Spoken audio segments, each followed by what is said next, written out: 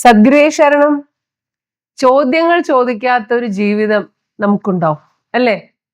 ദിവസവും നൂറുകണക്കിന് ചോദ്യങ്ങളാണ് നമ്മൾ ചോദിക്കേണ്ടത്.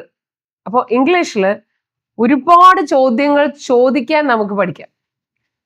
ചോദ്യത്തിന് ഉത്തരം പറയൂ എന്നല്ലേ എപ്പോഴും എല്ലാവരും പറയാറ്. നമുക്കത് തിരിച്ചു പറയാം.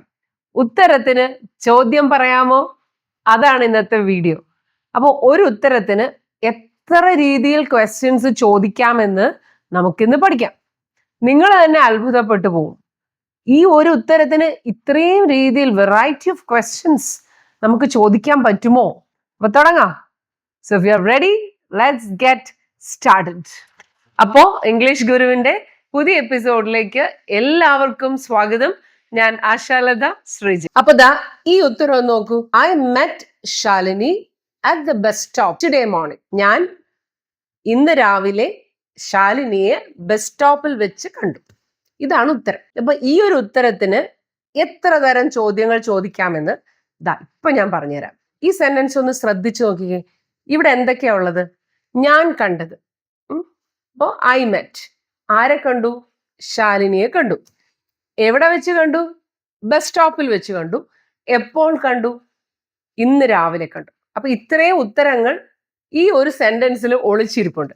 അപ്പൊ ചോദിക്കുന്ന ആൾക്ക് ഇതിൽ ഏത് ഉത്തരമാണ് അയാൾ ഉദ്ദേശിക്കുന്നത് അതിനനുസരിച്ച് നമ്മൾ ചോദ്യം ചോദിക്കണം. ഫോർ എക്സാമ്പിൾ, ടുഡേ മോർണിംഗ് എന്നാണ് ഉത്തരം കിട്ടേണ്ടതെന്ന് വിചാരിക്കുക. അപ്പൊ നമ്മൾ എന്ത് ചോദിക്കും? മലയാളത്തിലാണെങ്കിൽ നമ്മൾ എങ്ങനെ ചോദിക്കുക? എപ്പോഴാണ് ശാലിനിയെ കണ്ടതെന്നല്ലേ ചോദിക്കുക. അപ്പോൾ എപ്പോൾ, ആ വേർഡാണ് അവിടെ വേണ്ടത്. അപ്പൊ അതിന്റെ ഇംഗ്ലീഷ് എന്താണ്? When. When did you meet Shalini at the bus stop. ഇങ്ങനെ ചോദിക്കുമ്പോൾ ഉത്തരം കിട്ടും ടുഡേ മോർണിംഗ് എന്ന്, അല്ലേ? അപ്പൊ കഴിഞ്ഞു പോയ കാര്യങ്ങളെ കുറിച്ച് ചോദിക്കാൻ നമുക്ക് വേണ്ട ക്വസ്റ്റ്യൻ വേർഡ് ഏതാണ്? Did. When did you meet Shalini at the bus stop എന്നാണ് ക്വസ്റ്റ്യൻ. അപ്പൊ ഡിഡിന്റെ കൂടെ നമ്മൾ ചോദിച്ചത് എന്താണ്? മീറ്റ് എന്നാണ് ചോദിച്ചത്. When did you meet. അപ്പൊ പാസ്റ്റ് ടെൻസ് അല്ലേ, അവിടെ മീറ്റ് ചോദിക്കാമോ എന്ന് ആർക്കെങ്കിലും ഡൗട്ട് ഉണ്ടെങ്കിൽ ഇപ്പൊ തന്നെ അത് ക്ലിയർ ആക്കാം. ഡിഡ് വന്നാൽ നമ്മൾ അവിടെ root form of the verb മാത്രമേ ഉപയോഗിക്കാവുള്ളൂ. റൂട്ട് ഫോം എന്ന് വെച്ചാൽ eat, go, write, laugh, come. ഇതെല്ലാം root form of the verb ആണ്. അപ്പൊ വേർബിന് പലവിധ രൂപങ്ങളുണ്ട്. അതിലെ റൂട്ട് ഫോം ആണ് ഞാനിപ്പോ പറഞ്ഞത്. അപ്പൊ ഡിഡിന്റെ കൂടെ ഈ വേർബ്സ് മാത്രമേ നമ്മൾ ഉപയോഗിക്കാവുള്ളൂ. പാസ്റ്റ് ടെൻസ് ആണെന്ന് കാണിക്കാൻ അവിടെ ഡിഡ് ഉണ്ട്, അത് ധാരാളം മതി. പിന്നെ വേറൊരു പാസ്റ്റ് ടെൻസ് കൂടെ അവിടെ വേണ്ട. നീ കണ്ടോ എന്നെങ്ങനെ ചോദിക്കും? ഡിഡ് യു സീ എന്ന് ചോദിച്ചാൽ മതി. നീ പോയോ? Did you go?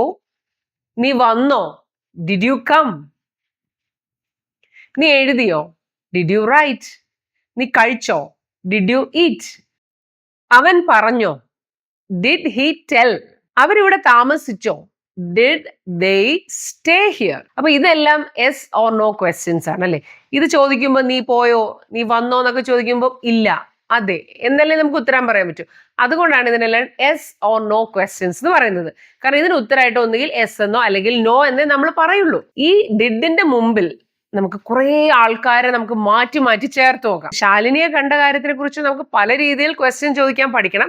പക്ഷെ അതിനു മുമ്പ് നമുക്ക് ഈ ഡിഡ് വെച്ചുള്ള ക്വസ്റ്റ്യൻസിന്റെ സീക്രട്ട് ഒന്ന് പഠിക്കാം. Did you see. ഈ ഡിഡ് യു സിയുടെ മുമ്പിൽ നമുക്ക് വെൻ എന്നങ്ങ് ആഡ് ചെയ്ത് കൊടുത്താൽ മതി. അപ്പൊ എന്തായി? When did you see. അപ്പൊ ഉത്തരം പറയുമ്പോൾ നമുക്ക് ഇങ്ങനെ പറയാം, ഐ മെറ്റ് ഹർ ലാസ്റ്റ്. ഇന്നലെ രാത്രി കണ്ടു. അപ്പൊ അവിടെ പാസ്റ്റ് ടെൻസ് മെറ്റ്, കാരണം അവിടെ ഡിഡ് ഇല്ലല്ലോ, ഉത്തരത്തിൽ ഡിഡ് ഇല്ല. അപ്പൊ അതുകൊണ്ട് നമ്മൾ സിമ്പിൾ പാസ്റ്റ് ഉപയോഗിക്കണം. അപ്പൊ ഐ മെറ്റ് ഹർ ലാസ്റ്റ്. ഇനി ഡിഡ് യു സിയുടെ മുമ്പിൽ ജസ്റ്റ് വാട്ട് ഒന്ന് ആഡ് ചെയ്ത് നോക്കിക്കേ. വാട്ട് ഡിഡ് യു സീ എന്നായി, എന്താണ് കണ്ടതെന്നായി. ഇനി നമുക്ക് വേറെ ആഡ് ചെയ്ത് നോക്കാം. അപ്പൊ എന്തായി? വേർ ഡിഡ് യു സീ, എവിടെ വെച്ചാണ് കണ്ടത്. ഇനി ഈ ക്വസ്റ്റ്യൻ നോക്കൂ, ഡിഡ് യു ഡു, നീ അത് ചെയ്തോ. ഇപ്പൊ ഡിഡിന്റെ കൂടെ ചെയ്തോ എന്ന് ചോദിക്കണമെങ്കിൽ ഡു ആണ് ചേർക്കേണ്ടത്. അത് പലർക്കും ഉള്ളൊരു ഡൗട്ടാണ്, കാരണം ഡിഡിന്റെ കൂടെ എങ്ങനെ ഡു വന്നു എന്ന്. ഇവിടെ ഡു എന്ന് പറഞ്ഞാൽ ചെയ്യുക എന്നുള്ള അർത്ഥമാണ്, വേറെ ഒന്നും നിങ്ങൾ ആലോചിക്കണ്ട. അപ്പൊ ഡിഡ് യു ഡു എന്ന് വെച്ചാൽ നീ ചെയ്തോ. അപ്പൊ നമുക്ക് എന്തൊക്കെ ചേർക്കാം? വാട്ട് ഡിഡ് യു ഡു, എന്താണ് ചെയ്തത്. വൈ ചേർത്താൽ വൈ ഡിഡ് യു ഡു, എന്തിനാണ് ചെയ്തത്. ഇനി വെൻ ചേർത്താലോ വെൻ ഡിഡ് യു ഡു, എപ്പോഴാണ് ചെയ്തത്. ഇനി ഹൗ ചേർക്കാം.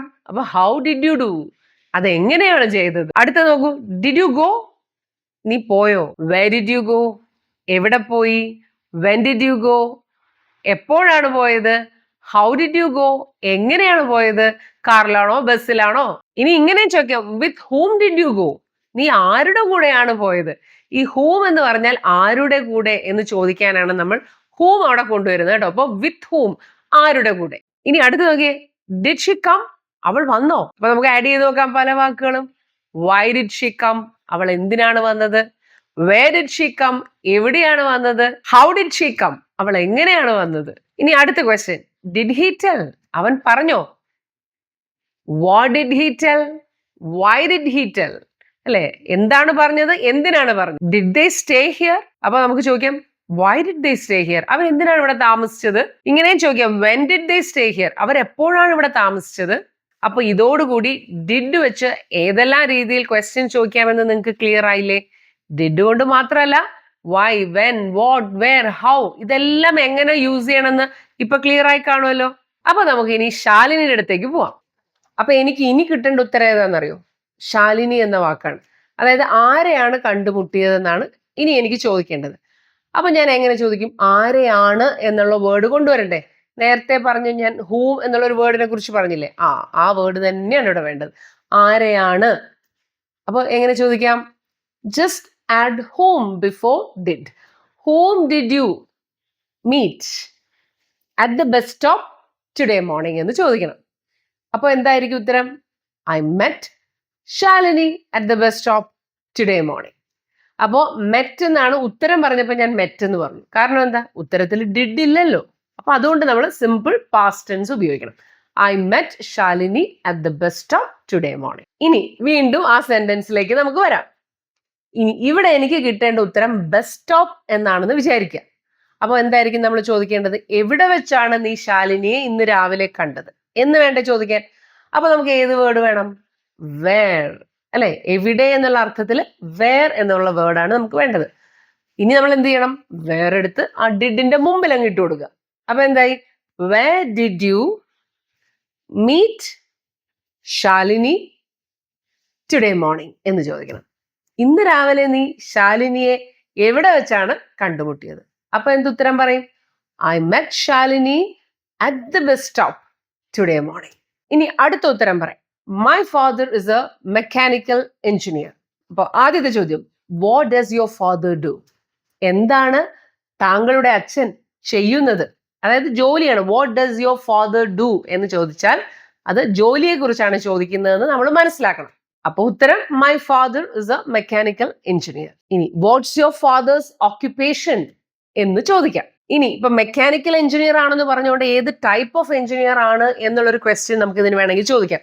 What kind of engineer is your father? ഇനി ഇങ്ങനെ ചോദിക്കാം, താങ്കളുടെ അച്ഛൻ എഞ്ചിനീയർ ആണോ? Is your father an engineer? ഇനി അടുത്ത ഉത്തരം, my uncle sold his house to an actor. എൻ്റെ അങ്കിള് അദ്ദേഹത്തിന്റെ വീട് ഒരു ആക്ടറിനാണ് വിറ്റത്. നിന്റെ അങ്കിള് ആർക്കാണ് ഈ വീട് വിറ്റത്? അപ്പൊ ആർക്കാണ്, ആരെയാണ് എന്ന് ചോദിക്കണമെങ്കിൽ നമ്മൾ ഏത് വേർഡ് എടുക്കണം? whom എന്ന് പറയുന്ന ക്വസ്റ്റ്യൻ ആണ് എടുക്കേണ്ടത്.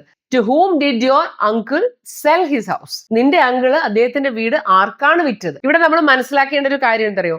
who and whom ഇത് തമ്മിലുള്ള വ്യത്യാസമാണ്.